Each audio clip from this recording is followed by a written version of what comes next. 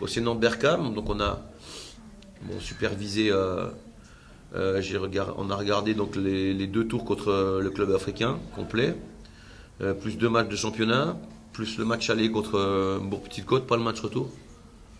Parce que ce qui m'intéresse aujourd'hui, c'est surtout quel comportement cette équipe-là peut avoir à l'extérieur. Et par exemple, le match qui était intéressant à voir, c'est le match retour du club franciscain où ils avaient gagné 3 en match aller. C'est du club africain d'ailleurs, je crois.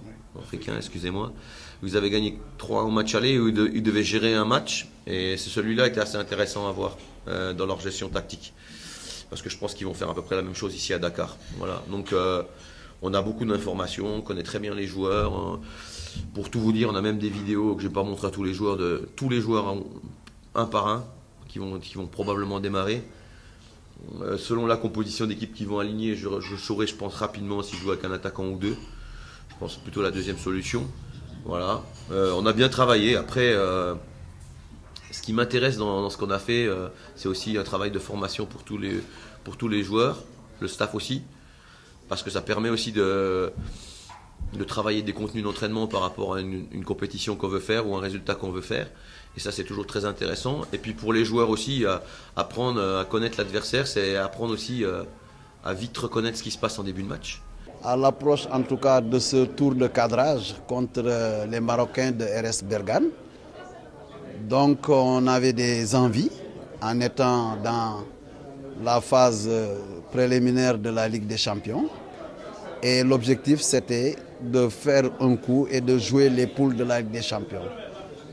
Ça n'a pas été, mais reconnaître que pour être versé à ce tour de recadrage, ou de cadrage du moins, il faut passer un premier tour, ce qu'on a fait devant El Makassar.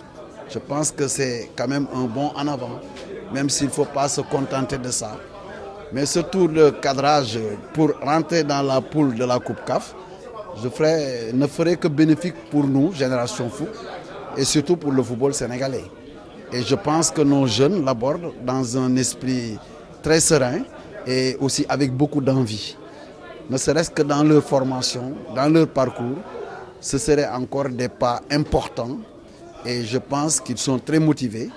Et demain, c'est à eux vraiment de faire la différence parce que les conditions de préparation n'ont pas changé.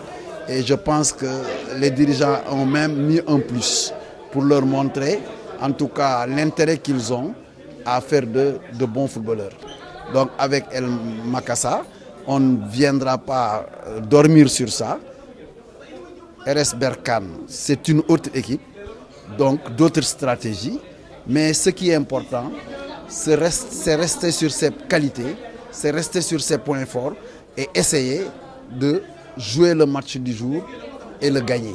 Donc en matière de stratégie, ça varie d'un moment à l'autre. Et je vous dirais même plus, avec la même équipe, le même lieu, les mêmes arbitres, sur 2 matchs, il n'y aurait pas les mêmes comportements.